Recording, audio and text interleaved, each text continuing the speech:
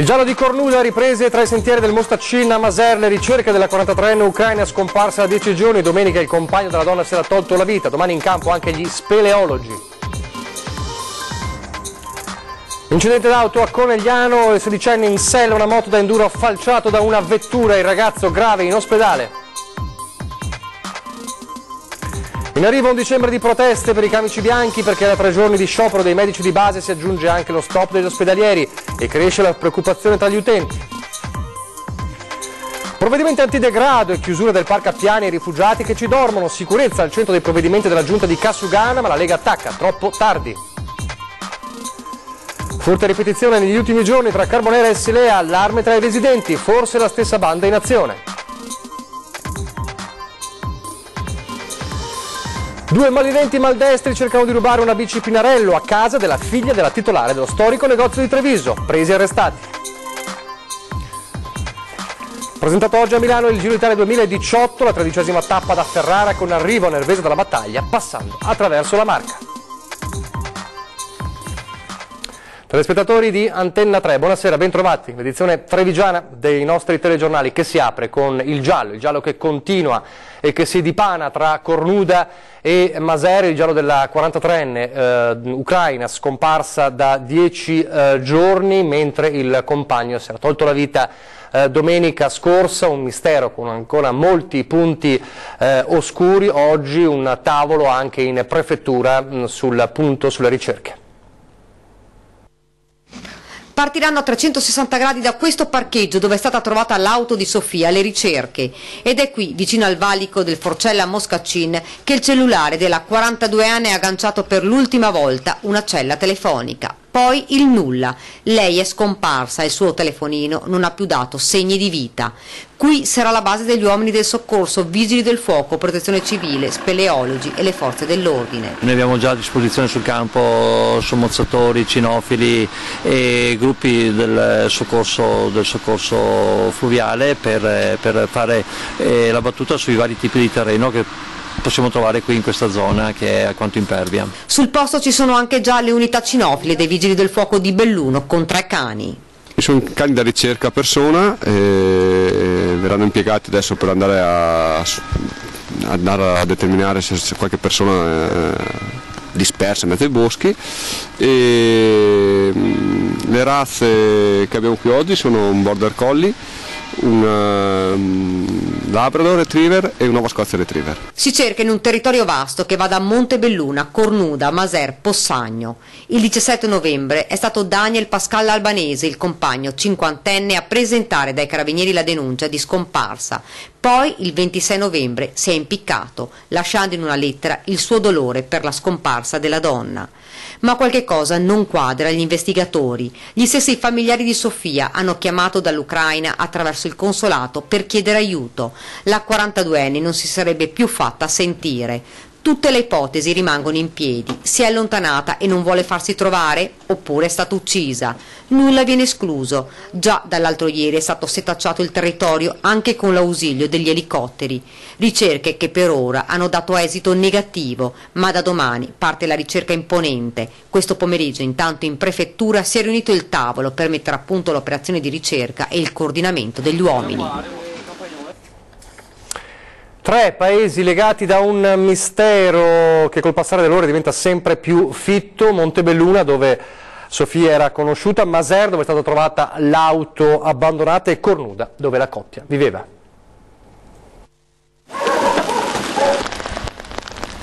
Mentre le ricerche continuano incessanti, la villetta di Via Iona 15 è sotto sequestro. Tutto è rimasto uguale, ordinato, come se qualcuno dovesse rientrare. Eppure domenica è stato teatro di una tragedia. Daniel Pascal Albanese, 50 anni, si è tolto la vita impiccandosi. Sofia, 42, è invece scomparsa nel nulla ormai da diversi giorni. Era stata proprio la famiglia di lei a lanciare l'allarme. I vicini sono attoniti, increduli. Era una coppia schiva e poco partecipe però alla vita della comunità, ci dicono. Erano una coppia fiatata, che tu sapessi? Abbastanza, sì, erano abbastanza insieme, insomma. Gentili, educate, ma molto riservate. Eppure qualcosa è accaduto, un giallo con tante domande. Perché Daniel non aveva denunciato la scomparsa di Sofia subito? Che cosa è accaduto? 3 i paesi legati da quello che ormai è un mistero: Montebelluna, dove la giovane donna lavorava come badante, Maser, dove è stata trovata la macchina di lei, e Cornuda, dove vivevano. È un giallo per diversi motivi, intanto perché non si conoscono nemmeno bene le persone, si conosce solamente il padre dell'uomo, e in paese nessuno sa niente però di questa coppia che viveva qui da noi, tra l'altro era anche originario di Cornuda. L'unica certezza che oggi rimane è che Sofia è scomparsa e che non si è fatta più sentire nemmeno dai suoi familiari. La sorella di Daniel invece non crede che lui possa aver fatto qualcosa alla sua compagna, pensa che si sia ucciso per il dolore dal suo allontanamento. Ma le ore passano e di lei non si sa nulla. La cercano tutti, ovunque, per chiudere un capitolo già troppo doloroso, una famiglia, comunque vada, distrutta. Un grave incidente nella tarda mattinata di oggi a Conegliano, in via Filza, all'incrocio con via Maset. Un giovane di 16 anni del luogo in sella a una moto da enduro è stato travolto da un'auto, una Mercedes, restando ferito in modo molto grave. Il ragazzo è stato trasportato in elicottero all'ospedale Cafoncello di Treviso, dove si trova attualmente ricoverato. Le sue condizioni sono critiche. Il sedicenne avrebbe riportato lesioni serie ad una gamba, all'addome, al bacino e al torace. Sul posto ovviamente il SUN 118 e la polizia locale di Conegliano, anche per rilevare la dinamica del grave incidente. Parliamo adesso di sicurezza in città, a Treviso, nel capoluogo della Marca, con il giro di vita di Cassugana contro degrado e microcriminalità, anche se l'opposizione attacca, è troppo tardi.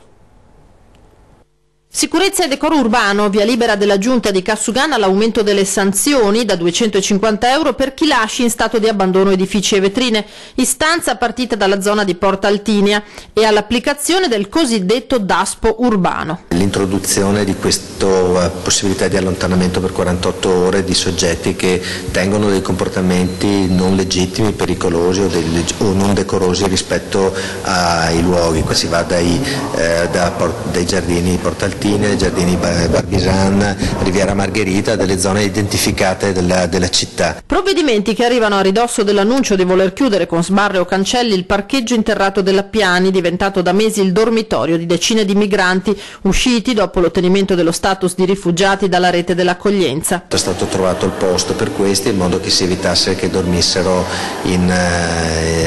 all'aperto in situazioni pericolose anche con il freddo che sta arrivando, però dobbiamo assolutamente mantenere il decoro e la sicurezza di quella zona, quindi abbiamo deciso di chiudere degli accessi. 3 di 5 accessi verranno chiusi in tempo breve. Provvedimento di ripiego per il capogruppo della Lega ai 300 e candidato sindaco Mario Conte. Il sindaco dovrebbe farsi portavoce nei confronti della prefettura per imporre che le cooperative e tutte quelle realtà che fino a ieri hanno guadagnato milioni di euro su questa accoglienza continuino a farsi carico di queste persone che non debbano assolutamente rimanere in mezzo alla strada.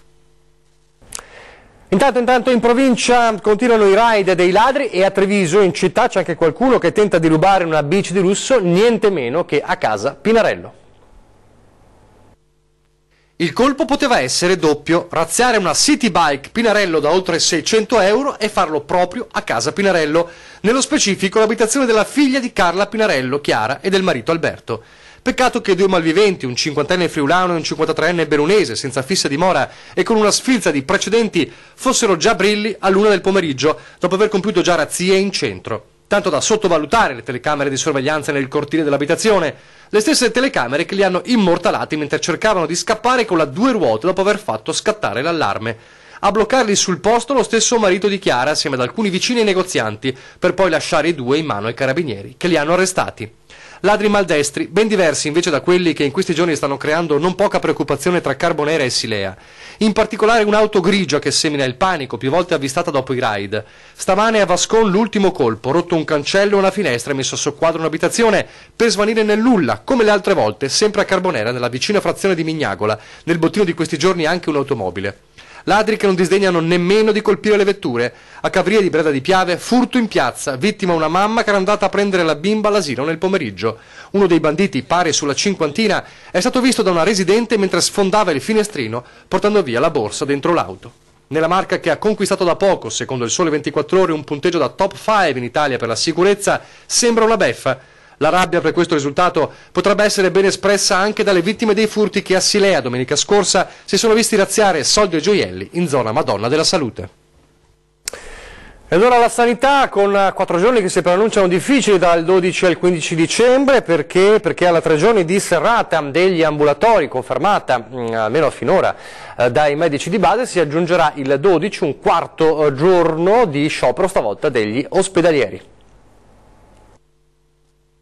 Rischio paralisi della sanità veneta a metà dicembre, perché alla 3 giorni di stop dal 13 al 15, annunciata nei giorni scorsi dai medici di base contro la mancata attuazione, secondo i camici bianchi, delle politiche territoriali da parte della Regione Veneto, ora l'ufficializzazione dello sciopero dei colleghi ospedalieri il 12 per il rinnovo del contratto nazionale. Loro rivendicano il fatto che i contratti e quindi i loro stipendi, la loro retribuzione anche di risultato è ferma a qualche anno, per cui chiedono ovviamente che venga aggiornata.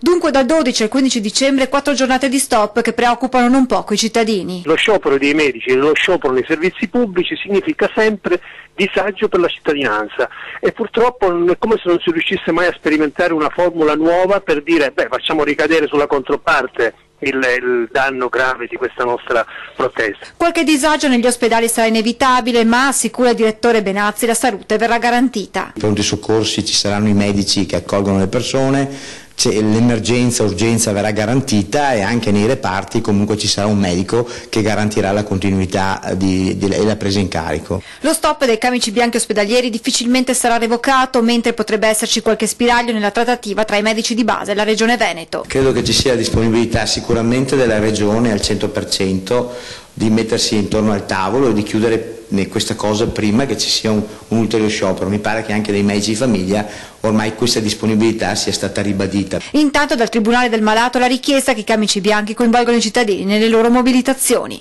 Se fai uno sciopero che danneggia i cittadini saranno parte lesa. Se invece gli operatori cominciano a discutere, a dialogare con i cittadini, noi saremo al fianco di queste proteste perché le riteniamo anche legittime. E ora l'ex Popolari Venete al via il fondo per ristorare i risparmiatori traditi, ma si dividono le associazioni sulla esiguità o meno di questo fondo. Via libera della Commissione Bilancio del Senato al fondo per il ristoro dei risparmiatori stritolati dal fallimento o in liquidazione coatta delle banche, tra queste Banca Popolare di Vicenza e Veneto Banca. Il governo ha istituito il fondo Reti della Realtà Finanziaria, è un primo seme che ora la politica deve alimentare perché possa soddisfare in maniera forte tutti i risparmiatori traditi. Soddisfatto Patrizio Miatello che da Ginevra, dove sta portando la questione delle ex popolari all'attenzione dell'ONU, parla di un seme piantato in quello che sembrava un deserto, un piccolo seme da 50 milioni di euro a fronte dei miliardi bruciati con il crack delle due ex popolari, che non soddisfa altre associazioni che anzi sono critiche. Non è nulla di quello che ci aspettavamo, noi non volevamo un fondo, volevamo un ristoro per tutti, hanno trasformato una possibilità di riscatto per il sistema in un fondino, in un fondo da caffè. Difende l'operazione il senatore del Partito Democratico Giorgio Santini, che proprio dal Senato raggiunto al telefono lascia margini per sperare ai risparmiatori delle due popolari venete in qualcosa di più. È destinato ad avere anche altri finanziamenti attraverso un meccanismo già individuato nel fondo per poter dare risposte ai tanti risparmiatori che possano dire di essere stati truffati nelle operazioni bancarie. Non tutti però potranno accedere al fondo. Si dice nel testo che non abbiano già avuto una diversa forma di ristoro. Resta al Ministero Economia e Finanze definire con un prossimo decreto i criteri. Un altro fondo, stavolta completamente diverso, che viene dalla Regione, ma che fa discutere il fondo per incentivare le scuole ad allestire i presepi. Finanziare i presepi nelle scuole, stanziare dei fondi per incentivare i dirigenti scolastici a ripristinare un simbolo della tradizione cristiana che rischia di scomparire. Fa discutere e divide il contenuto della mozione approvata in Consiglio regionale su iniziativa del gruppo Centrodestra Veneto, che la maggioranza ha recepito, rendendosi disponibile a prevedere specifici contributi dal Natale 2018. Riteniamo quindi che un'azione della Regione sia doverosa e sia doverosa anche per riaffermare appunto i nostri principi che, andando avanti di questo passo e naturalmente vedendo il multiculturalismo sempre più presente all'interno delle scuole, naturalmente potrebbero andare persi. Presepe è simbolo da preservare, così come il crocefisso nelle classi, afferma il consigliere, iniziativa che inevitabilmente divide i cittadini. Penso che sia un'ottima iniziativa, il presepe è qualcosa che classicamente appartiene alla nostra cultura, quindi penso sia una cosa importante e interessante. Io sono d'accordo, poi bisognerebbe anche rispettare forse le altre religioni. Io comunque ho i miei nipoti che vanno a catechismo, perciò per loro anche me l'hanno richiesto onestamente. È sbagliatissimo, non ritengo che debba essere accentuato l'aspetto cattolico in contrapposizione al discorso degli stranieri e della religione musulmana. Non è una cosa tanto giusta secondo me, perché sono soldi sprecati. Non serve un presepe nelle scuole, serve più concretezza per altre cose più importanti che del presepio, insomma. Abbiamo argomento, dati inquietanti sulle dipendenze dei giovani e giovanissimi da internet e non solo, un dato che emerge da una serie di incontri con gli studenti delle scuole superiori sul cyberbullismo, ma non solo.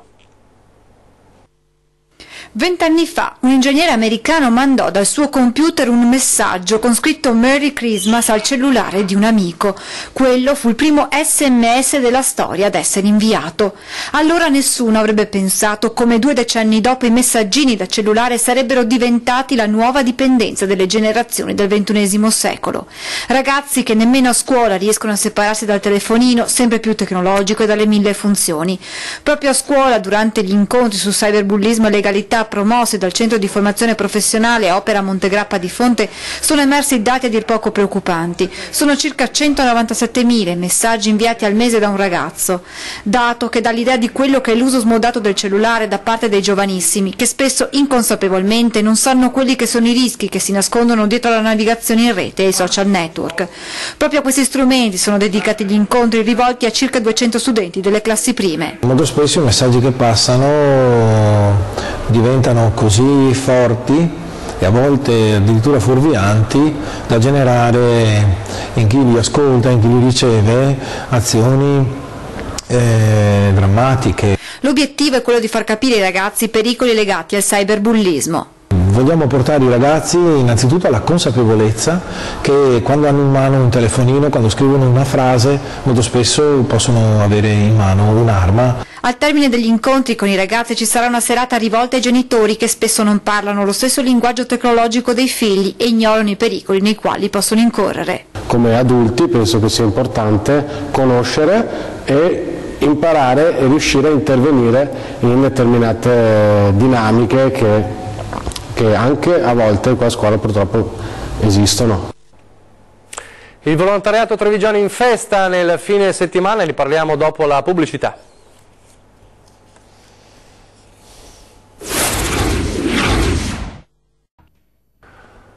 Rieccoci in studio, telegiornale di Treviso. Il centro servizi del volontariato di Treviso compie 20 anni, un bilancio ricco di soddisfazioni e di traguardi, ma anche un'incognita sul futuro per quanto riguarda i fondi e anche il ricambio generazionale. Un piccolo esercito di volontari, ben 9.500 distribuiti in 350 associazioni, 9 milioni di euro spesi per finanziare 1.610 progetti. I numeri testimoniano lo sforzo compiuto nei suoi 20 anni di vita dal Centro Servizi Volontariato di Treviso, che sabato festeggerà il traguardo con una lezione magistrale a Palazzo Giacomelli e una performance teatrale in Piazza Santa Maria dei Battuti. Il trasporto di disabili e anziani ai presidi sanitari, sempre più sparsi, il laboratorio scuole e carcere minorile, i centri di Solevo Alzheimer, l'Università del Volontariato, solo per citare alcuni progetti messi in campo, con il Centro Servizi che si prepara per il futuro ad affrontare la sfida della riforma del terzo settore e anche quella dei finanziamenti dimezzati in questi anni dalla crisi delle fondazioni bancarie. Il problema dei finanziamenti è un problema centrale. Però, come ho detto prima in altra occasione, siamo anche convinti che, visto il valore che il volontariato ha nel nostro paese e anche nella nostra regione, non mancheranno quelle risorse che consentono di svolgere le attività in favore dei cittadini. Io credo sia importante, vista anche la generosità che alberga tra i nostri concittadini, sviluppare sempre di più una mentalità e una sensibilità al dono, al volontariato, per cui occorre un po' abituarci a guardare le povertà e le difficoltà che abbiamo a fianco e attorno a noi. Ma c'è un altro fronte che preoccupa chi nel volontariato lavora da sempre. Il problema dei giorni è un problema che ci preoccupa, perché tutte le statistiche del volontariato dimostrano che i volontari sono prevalentemente avanti con gli anni, dai 45 anni in su, quindi c'è un mondo che in qualche modo dobbiamo sollecitare a impegnarsi. Ci sarà un pezzo di marca trevigiana anche quest'anno nel Giro d'Italia, nel prossimo anno, nel Giro d'Italia 2018, che è stato presentato oggi a Milano, la 13ª tappa con partenza da Ferrara e arrivo a Nervesa della Battaglia, una tappa che nella marca toccherà Zero Branco, Quinto di Treviso, Treviso, Villorba, Maserata, Spresiano, e prima di arrivare a Nervesa, al traguardo a Nervesa della Battaglia, vedrà un passaggio anche sul Montello. Ed ora un gradito ritorno per Antenna 3 e su Antenna 3, allora per questo ritorno diamo la linea al nostro Lele Marcassa. Ragazzi del TG, allora vi ricordiamo che questa sera inizia la nuova avventura della Zanzega, siamo alla 5ª edizione, parleremo del Veneto, del Friuli Venezia Giulia, del Trentino, parleremo di storia, di gastronomia, di tantissime cose belle che abbiamo in queste terre meravigliose. Come sempre al mio fianco il buon caro vecchio Ivo Gallo, mi raccomando tutti i mercoledì sera alle ore 21:15 proprio qui su Antenna 3 va in onda la Zanzega. Vi ricordiamo anche la replica della domenica pomeriggio, l'applicazione Antenna 3 da scaricare sui vostri smartphone per rivederci e poi lo streaming e tutti i contenuti rivedibili anche a distanza di tempo su www.antenna3.it. La Zanzega sta tornando questa sera, dopo il TG vi aspettiamo numerosi. Ciao, a dopo! E prima della Zanzega c'è 20:10, questa sera occhi puntati su amministrativi e Cassugana, e quindi ospiti in studio Mario Conte, il candidato sindaco della Lega Nord per Treviso, e Antonella Tocchetto, consigliera comunale del Partito Democratico a Treviso. È tutto, vi lascio alle previsioni del tempo, arrivederci.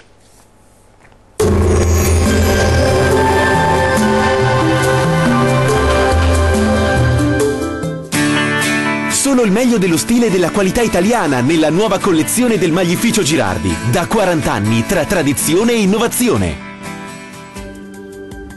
Ben ritrovati al meteo di Antenna 3. Ultime piogge sulle nostre regioni, ma tempo in via di miglioramento. Vediamo il dettaglio. Sul Veneto tempo moderatamente instabile, ancora con qualche precipitazione possibile sulle province centro-orientali, ma in esaurimento entro sera, deboli nevicate sopra i 600-700 metri.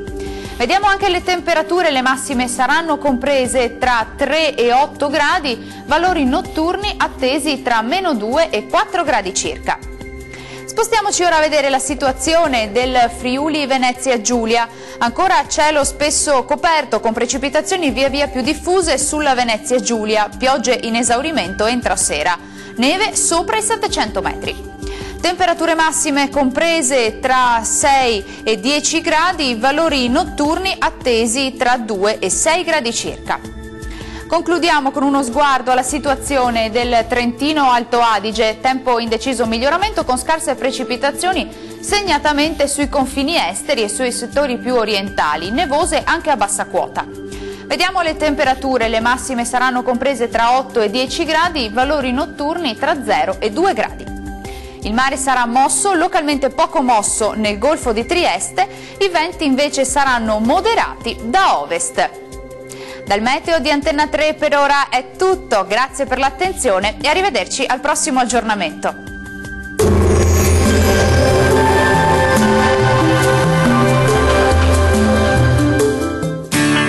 Solo il meglio dello stile e della qualità italiana nella nuova collezione del Maglificio Girardi. Da 40 anni tra tradizione e innovazione.